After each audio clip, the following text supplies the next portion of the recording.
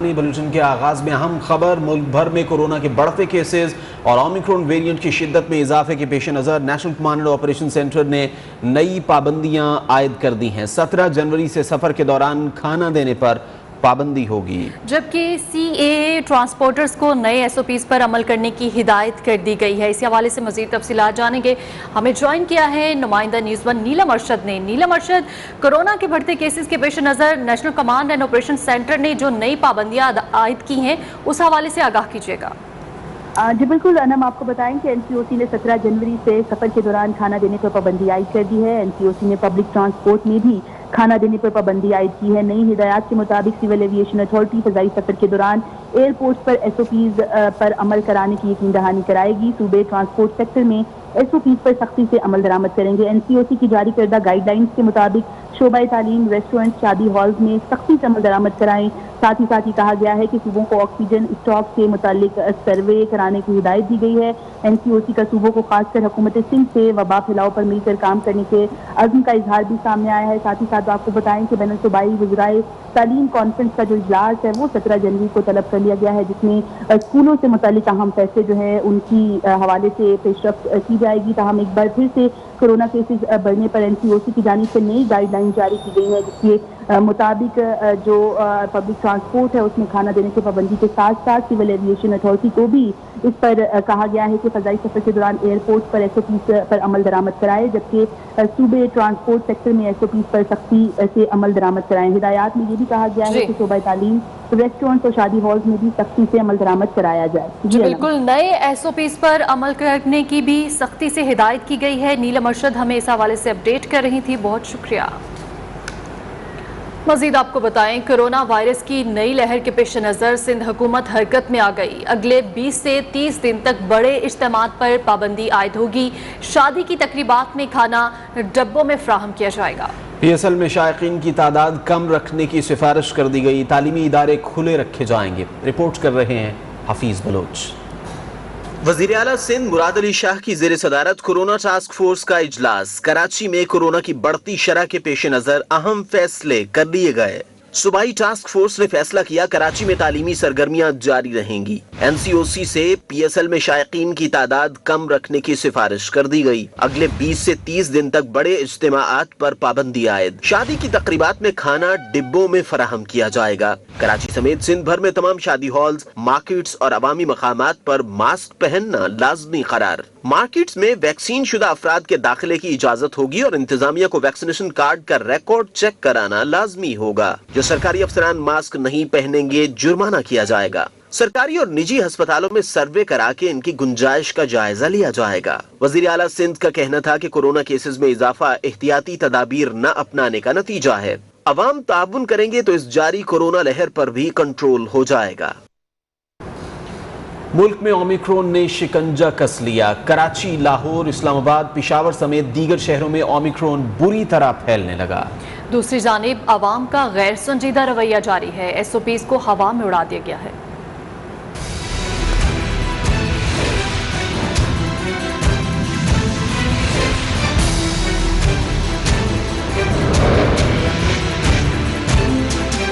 मुल्क में ओमिक्रॉन बुरी तरह फैलने लगा। मरीजों की तादाद में खतरनाक हद तक इजाफा रिकॉर्ड। कराची में ओमिक्रॉन ने हलचल मचा दी। मरीजों की तादाद 470 हो गई। शहर कायद में ओमिक्रॉन केसेस की शरह 36% से तजावुज कर गई।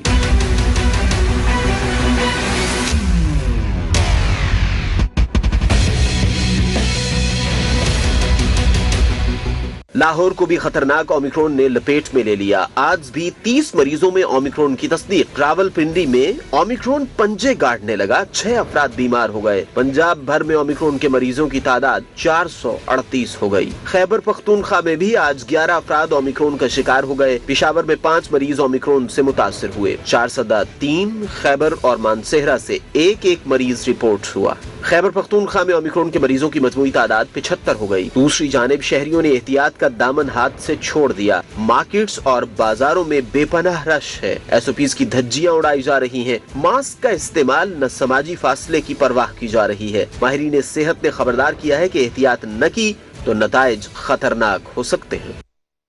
पाकिस्तान में एक बार फिर कोरोना के वार तेज हो चुके हैं। गुज़श्ता 24 घंटे के दौरान कोरोना केसेस की शरह 8.16% हो चुकी है, जबकि वायरस में मुब्तला मजीद 4 अफराद इंतकाल कर गए।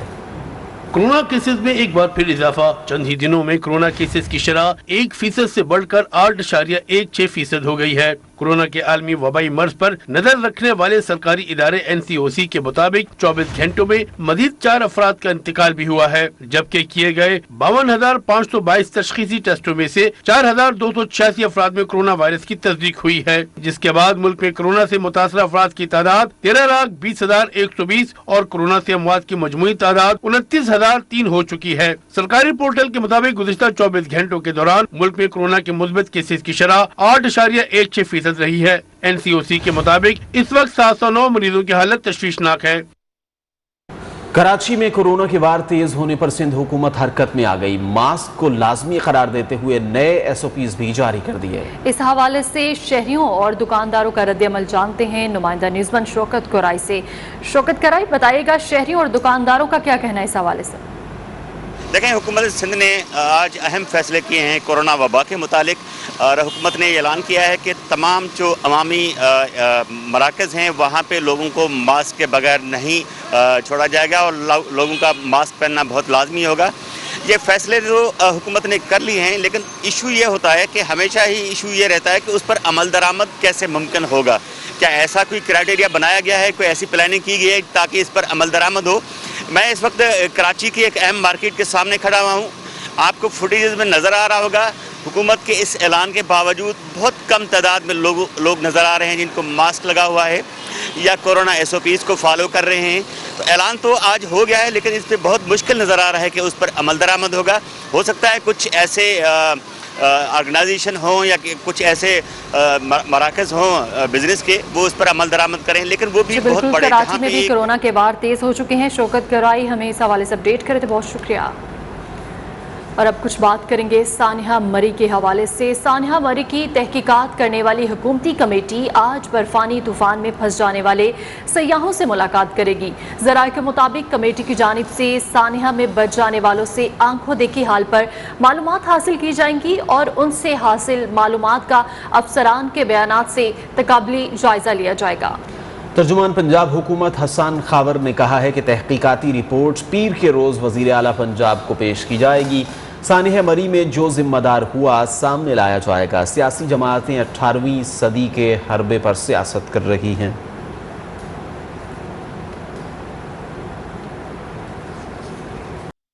नून लीगी रहनुमा लाहौर में प्रेस कॉन्फ्रेंस कर रहे हैं, आपको बराह रास्त लिए चलते हैं। उसके अकाउंटेबिलिटी का कोई मैकेनिज्म तो तय करे ना, कि जो उसकी कारकर्दगी है उसे जांचने का क्या तरीका होगा। स्टेट बैंक और गवर्नर की कारकर्दगी को जांचने का भी कलम उन्हीं को दे दिया गया है। आप खुद ही अपने टारगेट सेट करेंगे और आप खुद ही बताएंगे कि आपने कितनी अच्छी कारकर्दगी का इजहार किया। दुनिया में ऐसा कहीं होता है? गवर्नर स्टेट बैंक के ऊपर वो कहते हैं जो बोर्ड है वो निगरानी करेगा। आप मुझे बताइए दुनिया में किस जगह यह होता है कि जो बोर्ड का चेयरमैन और चीफ एग्जीक्यूटिव एक ही हो? एक तरफ गवर्नर बैंक का चीफ एग्जीक्यूटिव है और दूसरी तरफ वो बोर्ड ऑफ डायरेक्टर्स का चेयरमैन भी है। तो जिस बोर्ड ने गवर्नर की निगरानी करनी है, ओवरसाइट करनी है, वो बोर्ड अगर गवर्नर के निगरानी में ही काम करेगा तो वो उसकी ओवरसाइट कैसे कर सकता है? ये एक इतना बड़ा उसमें सुकम है और तजाद है जिसका हुकूमत के पास कोई जवाब नहीं। इस कानून के तहत ये लिख दिया गया है कि स्टेट बैंक हुकूमत को 1 रुपया कर्ज नहीं दे सकेगा। पूरी दुनिया में सेंट्रल बैंक का ये किरदार होता है कि वो लेंडर ऑफ लास्ट रिजॉर्ट होता है किसी भी रियासत के लिए। इसका मकसद ये होता है कि जब भी कोई एमरजेंसी हो, कैलेमिटी हो, तो हुकूमत स्टेट बैंक से कर्ज ले सकती है ताकि उस मुश्किल बहरान से निपट सके। चाहे वो जलजला आ जाए, चाहे वो सैलाब आ जाए, चाहे वो जंग हो जाए। अब स्टेट बैंक को कानून में लिखा गया है कि आप हुकूमत को 1 रुपया नहीं देंगे। अच्छा, अब کیا یہ لکھنے سے یا حکومت کا جو دعویٰ ہے کہ ہم نے اسٹیٹ بینک سے 1 روپیہ قرضہ نہیں لیا، تو کیا اس سے حکومت کے قرضوں پہ پابندی لگ گئی؟ نہیں، حکومت کو یہ کہا گیا ہے کہ آپ اسٹیٹ بینک سے سستا قرضہ تو نہیں لے سکتے، اب آپ نے جتنا قرضہ لینا ہے وہ کمرشل بینکوں سے لینا ہے، اور کمرشل بینکوں لاہور سے میں مسلم مہنگا لیگ قرضہ نون لینا کے رہنما احسن اقبال پریس کانفرنس کر رہے تھے۔ ملتان میں مہنگائی کا طوفان تھمنے کا نام نہیں لے رہا۔ آئے روز اشیاء خورنوش کی قیمتوں میں اضافے سے شہری پریشان ہو کر رہ گئے۔ مہنگائی کے باعث شہریوں کو مشکلات کا سامنا ہے۔ شہریوں کو کیا مشکلات ہیں، آئیے ان کی زبانیں سنتے ہیں حیدر عباس کی اس رپورٹ میں۔ ملتان میں بڑھتی ہوئی مہنگائی کی وجہ سے شہری پریشان ہیں۔ اشیاء خورد و نوش کی آئے روز قیمتوں میں اضافے پر ملتان کے شہریوں کا کیا کہنا ہے، آئیے ہم آپ کو ان سے ملواتے ہیں۔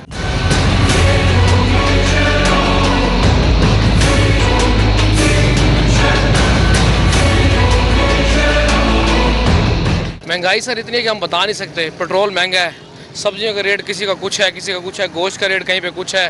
کہاں ہیں فعال کمیٹیاں؟ ویسے تو وزیر اعظم صاحب ہمیں کہتے ہیں کہ جی بہت اچھا کام ہو رہا ہے، لیکن کچھ بھی نہیں ہو رہا۔ بس یہی کہنا چاہتے ہیں نا، ہم کیسے پوری کریں نا گھر کے جو بھی اخراجات ہیں، بچوں کی فیس ہے، بچوں کے کرایہ ہیں، رکشے کے کرایہ ہیں، پہلے وہ لیتے تھے، ابھی جو پیٹرول کی قیمتیں اوپر ہوئی ہیں ابھی وہ 600 500 بچوں کے لے رہے ہیں۔ غریب عوام تو بہت پریشان ہے، ان کا تو کرایہ کا مکان ہو جس کا، اور مزدوری کبھی ملتی ہے کبھی نہیں ملتی، وہ کیا کرتا ہے انسان؟ آپ کے سامنے ہی ہے۔ یقین کریں کہ مطلب اتنی مہنگائی غریب آدمی کا جینوں دوبھر ہو گیا ہے، اور کسی دکاندار کے پاس آپ دیکھ لیں ریٹ لسٹ نہیں ہے۔ اگر لگی ہوئی بھی ہے، یہ ابھی میں نے مرغی خریدی ہے، مرغی کا یہ ہے کہ صاف گوشت دیں، وہ کہتے ہیں نہیں جی صاف گوشت نہیں دے سکتے، جاؤ جس کو بتانا ہے بتا دو۔ مہنگائی اتنی زیادہ ہے، میرے بھائی خدا کے لیے جو ارباب اختیار ہیں ان کو کہیں پلیز کچھ عوام کے لیے، کچھ غریبوں کے لیے کچھ کریں۔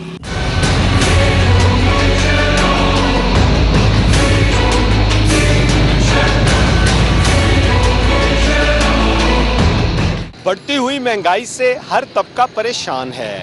یہاں پر شہریوں نے حکومت سے مطالبہ کیا ہے کہ مہنگائی پر فوری کنٹرول کیا جائے۔ کیمرامین اکرم شہزاد کے ساتھ حیدر عباس، نیوز 1 ملتان۔ ابھی آپ کو براہ راست اسلام آباد لیے چلتے ہیں، جہاں پر وفاقی وزیر ہوابازی غلام سرور خان نیوز کانفرنس کر رہے ہیں۔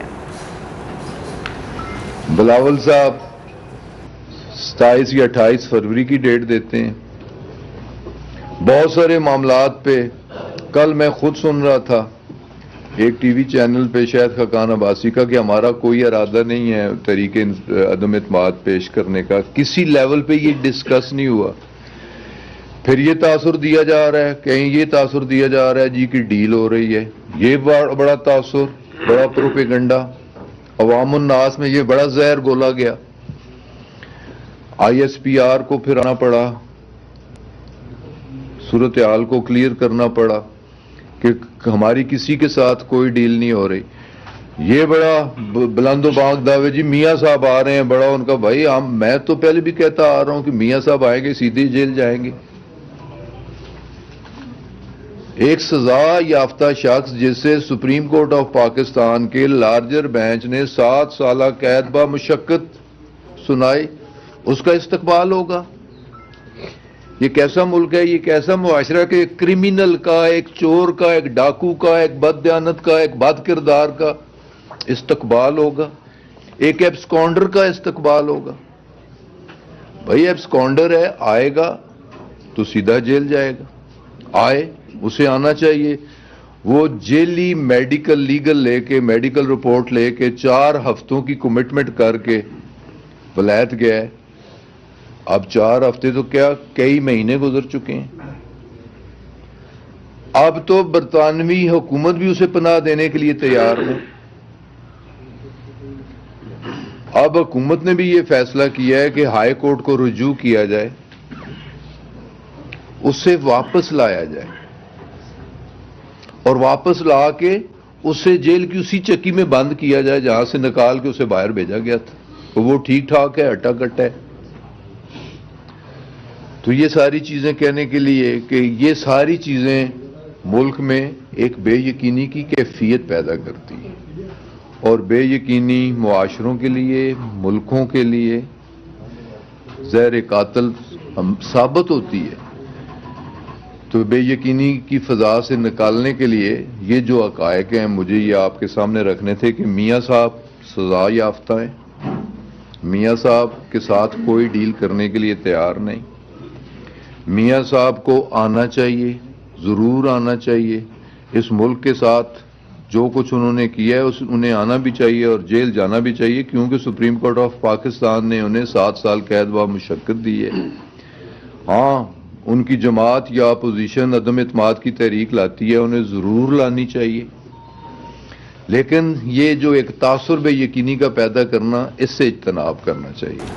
میاں نواز شریف جب بھی آئیں گے جیل جائیں گے، وفاقی وزیر غلام سرور خان راولپنڈی میں پریس کانفرنس کر رہے تھے۔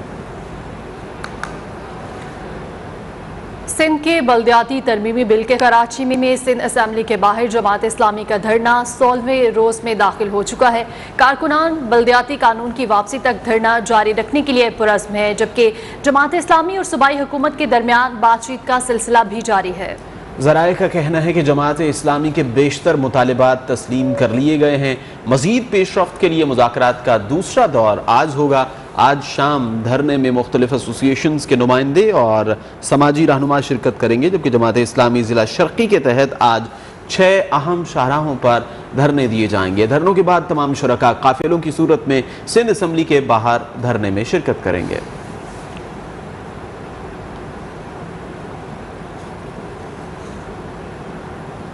کراچی میں M Q M, Tehreek Insaf اور سندھ کی اپوزیشن جماعتیں بلدیاتی قانون کے خلاف آج فوارہ چوک پر احتجاجی مظاہرہ کریں گی۔ اپوزیشن جماعتوں کے قائدین اور کارکنان جمع ہونا شروع ہو گئے۔ مظاہرے سے وفاقی وزیر Ali Zaidi, convener M Q M Pakistan doctor Khalid Maqbool Siddiqui اور جی ڈی اے سمیت دیگر جماعتوں کے قائدین خطاب کریں گے۔ آپ کو بتا رہے ہیں کراچی میں M Q M, Tehreek Insaf اور سندھ کی اپوزیشن جماعتیں بلدیاتی قانون کے خلاف آج فوارہ چوک پر احتجاجی مظاہرہ کریں گی، جبکہ اپوزیشن جماعتوں کے قائدین اور کارکنان جمع ہونا شروع ہو چکے ہیں۔ مظاہرے سے وفاقی وزیر Ali Zaidi, convener M Q M Pakistan doctor Khalid Maqbool Siddiqui اور جی ڈی اے سمیت دیگر جماعتوں کے قائدین خطاب کریں گے۔ کراچی کے بعد راولپنڈی کے اڈیالہ جیل میں بھی وی آئی پی کلچر کا انکشاف ہوا ہے۔ ڈائریکٹر جنرل انسانی حقوق کے جیلوں کے دوروں نے سارا کچا چٹا کھول دیا۔ ڈی جی انسانی حقوق کی رپورٹس میں انکشاف ہوا ہے کہ محکمہ داخلہ کے دباؤ پر 62 قیدیوں کو جہلم اور میاں والی کی جیلوں سے اڈیالہ جیل منتقل کیا گیا اور سہولیات فراہم کی جاتی ہیں۔ ایک قیدی کے بھائی نے ایزی پیسہ کے ذریعے جیل اردلی کو 1,40,000 روپے رشوت دینے کے ثبوت بھی سامنے رکھ دیے۔ اعلیٰ حکام کو جیل دوروں پر جو سب اچھا دکھایا جاتا ہے، حقیقت میں ویسا نہیں ہے۔ جے یو آئی سربراہ مولانا فضل الرحمان مانسہرہ میں کنونشن سے خطاب کر رہے ہیں۔ دنیا کرونا کے ہاتھوں مر رہی ہے اور ہم کرونا کے برکت سے جی رہے ہیں۔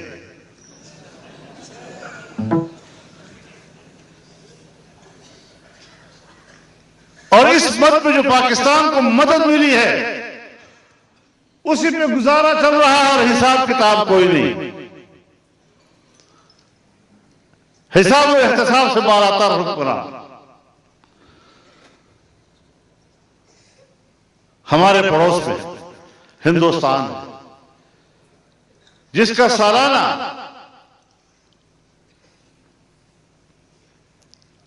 معاشی ترقی کی شرح 6 اور 7% تک چلی گئی ہے۔ بنگلہ دیش کی 6 اور 7% پہ جا رہی ہے، چائنا کی 8 اور 9 پہ جا رہی ہے۔ ملیشیا کو جا کے دیکھ لیں، انڈونیشیا کو جا کے دیکھ لیں، سری لنکا کو جا کے دیکھ لیں، ایران کو جا کے دیکھ لیں، اور پاکستان کی سالانہ شرح ترقی تخمینہ 0 سے بھی نیچے چلا گیا ہے۔ پاکستان کی تاریخ میں قوم نے یہ دن نہیں دیکھا جو دن اس قوم نے اس حکومت کے اندر دیکھا ہے۔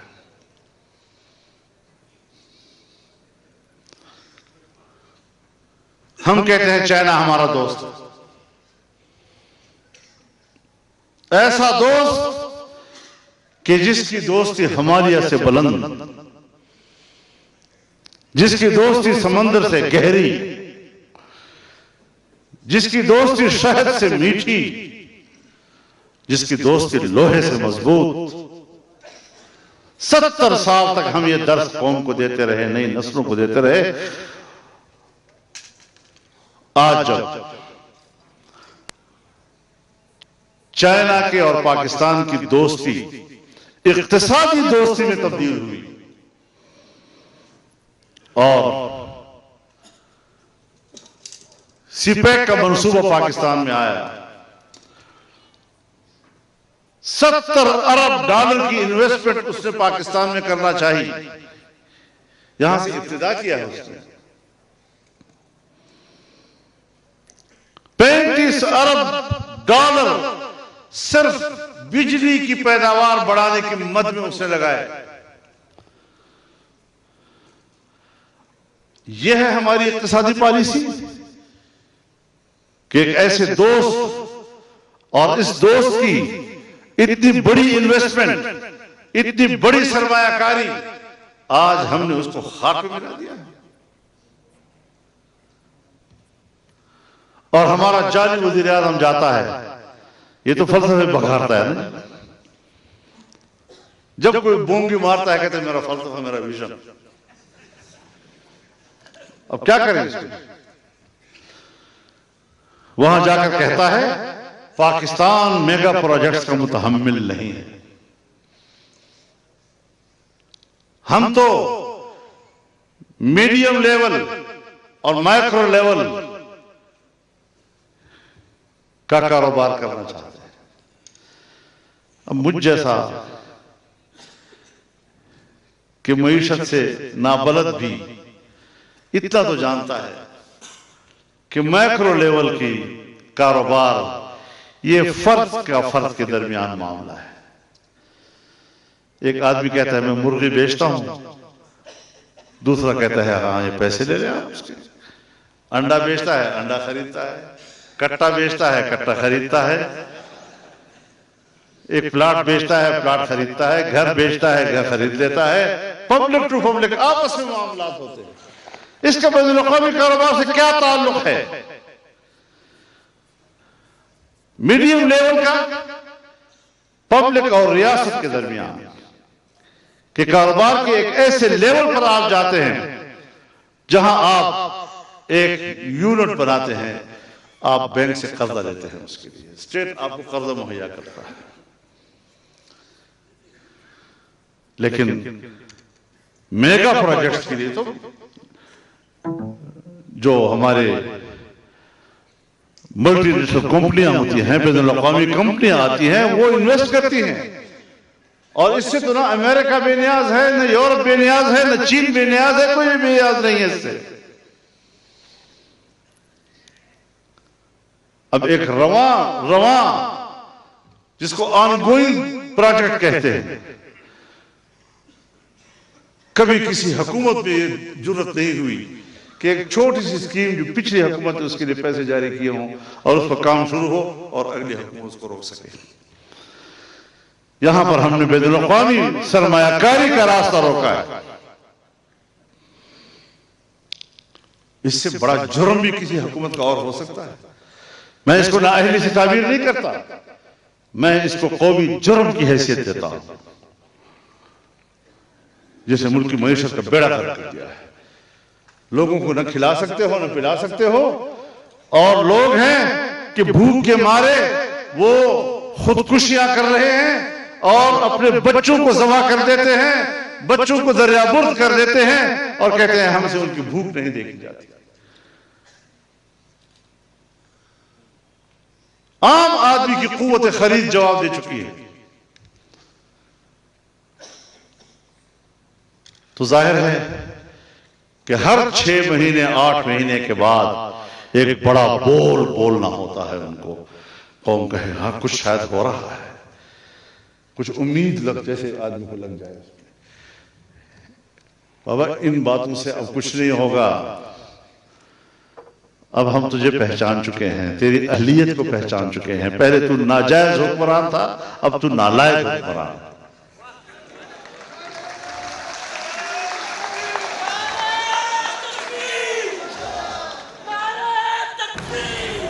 मानसेहरा में मौलाना फजलुर रहमान वर्कर्स कन्वेंशन से खिताब कर रहे थे और दूसरी जानिब लाहौर में मुस्लिम लीग नून के रहनुमा प्रेस कॉन्फ्रेंस कर रहे हैं।